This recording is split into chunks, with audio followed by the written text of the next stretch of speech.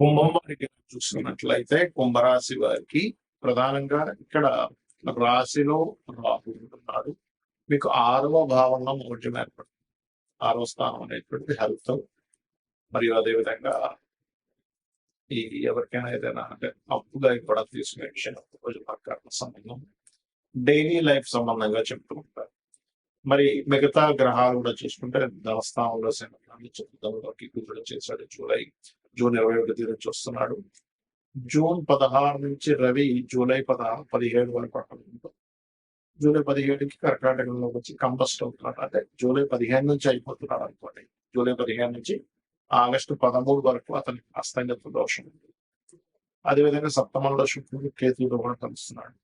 మరి ఈ యొక్క గ్రహస్థితిని అనుసరించి మీకు ఎలా ఉండబోతుంది, ఏ దేవత ఆరాధన చేయాలి అనేటువంటి అంశాలు చెప్తుంది. ఏదైనప్పటికీ చెప్పిస్తుంది సాక్షాత్ భావిస్తుంది. ప్రధానంగా ఇక్కడ ఎవరికైనా అప్పులు ఇవ్వడం తీసుకునే విషయంలో ఈ మౌఢ్యం సమయంలో జాగ్రత్తగా ఉండాలి.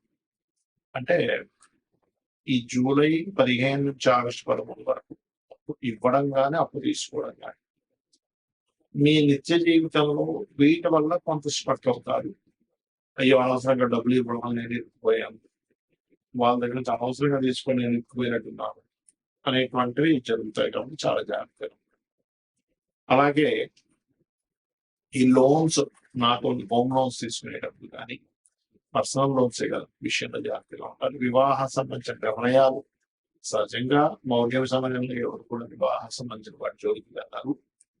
అయితే ఇల్నాట్స్ అని మీకు ధనస్థానంలో ఉన్నటువంటిది మరింత మీరు ధనపరమైన విషయంలో ఆటంకాలు కలగకుండా బాగా అదే అంటే నూనె మీ దగ్గరలో దత్తాత్రేయ ఆలయం కానీ దక్షిణామూర్తి ఆలయం కానీ సంబంధించిన ఆలయాలు లేదా శివాలయంలో కానీ మీరు నూనెను దానంగా ఇవ్వండి. ఇచ్చినట్లయితే ఖచ్చితంగా మీకు బాగుంటుంది. ఎటువంటి సందేహం లేదు. మీరు ఎట్టి పరిస్థితుల్లో శుక్రవారాలు ఈ మౌఢ్యం సమయంలో అయితే ఎవరు పెళ్లి చూపులు తీసుకోరు. కానీ మౌఢ్యం అయిపోయాక కూడా కాస్త శుక్ర మంగళవారాలు వివాహ సంబంధించిన విషయం వాటికి మాట్లాడటం కానీ అటువంటి వాటి జోలికి మాత్రం వెళ్ళకండి. అది అనవసరంగా ఇబ్బందిని క్రియేట్ చేస్తుంది.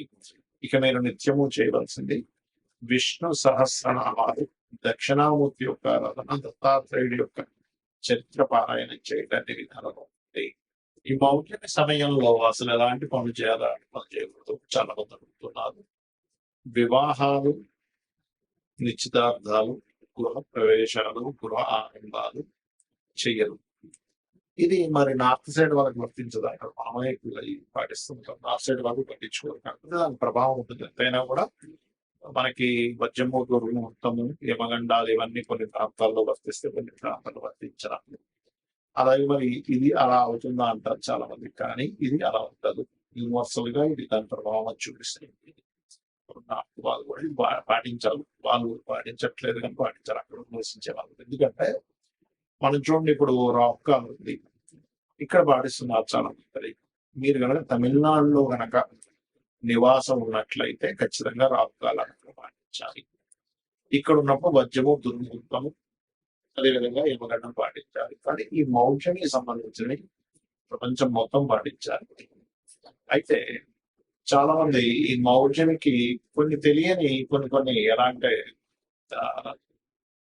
రెగ్యులర్ గా చేసేవి కూడా అవుతూ ఉంటారు. అంటే అలాగా ఉద్యోగం వచ్చింది, ఉద్యోగంలో జాయిన్ అవ్వాలి, మౌఢ్యంతో సంబంధం లేదు, అది మీ యొక్క జీవితానికి సంబంధించినటువంటి మీ నిత్య జీవితంలో మీకు డబ్బులు రావాలంటే కాబట్టి మౌఢ్యంతో సంబంధం లేదు. అలాగే రెంటిల్లు మారుతున్నారు, పెద్దగా సంబంధమైనది కాకపోతే మౌఢ్యంలో అవాయిడ్ చేస్తే మంచిది. అంతేగాని పెద్ద తనలో ఏదో వస్తుందని మాత్రం అనుకోకండి. అదేవిధంగా ఇంకొంతమంది కొన్ని మరమ్మతులు నేర్చుకుంటూ ఉంటారు ఇంట్లో. ఏమైనా వాస్తు దోషం ఉంది, మౌఢ్యంలో చేయించుకోవచ్చు, ఏమి సంబంధం లేదు. నువ్వు సెట్ చేసుకునే దానికి చేసుకోవచ్చు.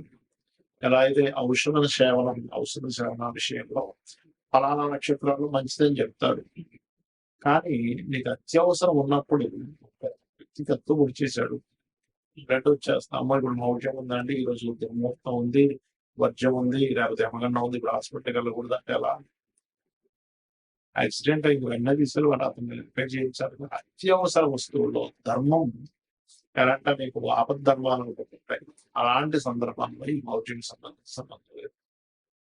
అలాగే మరొక విషయం ఏంటంటే, ఇప్పుడు నేను మీకు ఇందాక ఒక్కొక్క రాశి వాళ్ళకి మీకు చెప్తూ వచ్చా ఈ మౌఢ్యమే సంబంధించిన విషయం. మేషం వారికి ఈ ప్రాపర్టీ విషయంలో, వృషభం వారికి అగ్రిమెంట్స్ అని, మిథునం వారికి దాని విషయంలో, కర్కాటకం వారికి అప్పుల విషయంలోని, లేకపోతే బాధ్యత నష్టంలోని, సింహం వారికి ఇన్వెస్ట్మెంట్స్ అని, కన్య వారికి బిజినెస్ రిలేటెడ్, కుల వారికి జాబ్ సంబంధించిన, మరియు అదేవిధంగా వృచ్చికం వారికి దూర ప్రాంతాలు ప్రయాణ సంస్కారాలు, ధనస్సు వారికి షేర్ మార్కెట్ అండ్ ఇన్సూరెన్సెస్, మకరం వారికేమో వివాహ సంబంధించిన, మరియు ఈ కుంభం వారికేమో మన ఏదైతే ఇందాక చెప్పుకున్నామో ఈ అప్పులు ఇవ్వడం తీసుకోవడం, జాబ్ సంబంధించిన, మరియు అదేవిధంగా శత్రుత్వాల విషయంలో మీనం వారికి సంతాన సంబంధించిన. ఎందుకు అంటే వాళ్ళ లగ్నం నుంచి ఆ భాగం వస్తారు.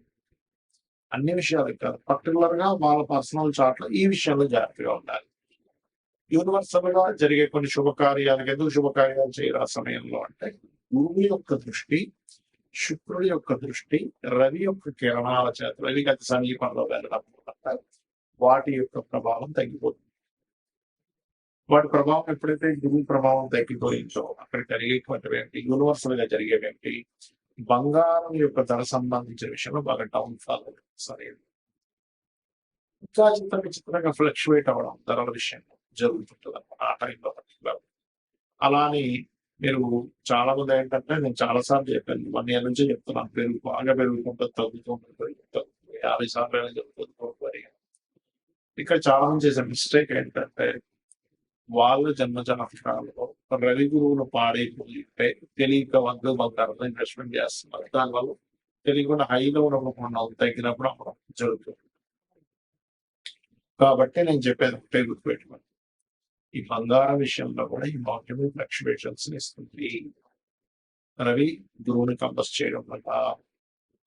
అదేవిధంగా మరొక విషయం ఏంటంటే, ఇది జల సంబంధించిన విషయాలు, సునామీలు ప్రపంచవ్యాప్తంగా కొన్ని ఈ ఆరోగ్య సంబంధించిన విషయంలో కూడా దీని యొక్క ప్రభావం పెరగనుంది ఈ కంపస్ వల్ల. కాబట్టి అందరూ కూడా కాచి చల్లార్చిన నీటిని తాగండి, మరియు కాస్త నీటి ప్రాంతాల్లో దగ్గరగా ఉండండి. అదేవిధంగా ఇది ఒక రకంగా చెప్పాలంటే ఒక జీవాత్మ సంయోగం వంటి ఉంటుంది. ఎవరికైనా నేర్చుకున్నప్పుడు వాళ్ళకి ఇంట్యూషన్స్ కూడా బ్రహ్మాండంగా పనిచేస్తాయి చెప్పాలంటే. ఒక డిగ్నిఫైడ్ నేచర్ లో కూడా వెళ్తారు. కాకపోతే ఏంటంటే మనకి యోగము అంటారు జ్యోతిష్ శాస్త్రంలో. మన జన్మజాతకంలో కానీ గోచారంలో కానీ 2 గ్రహాల కలయిక, లేదా ఒక గ్రహం ఒక రాశిలో ఉన్నప్పుడు యోగము, ఒక గ్రహం ఒక నక్షత్రంలో ఉన్నప్పుడు యోగము, గ్రహంతో కలిసి ఉన్నప్పుడు ఇంకొక యోగం, 2-3 గ్రహాలు కలిస్తే మరొక యోగం.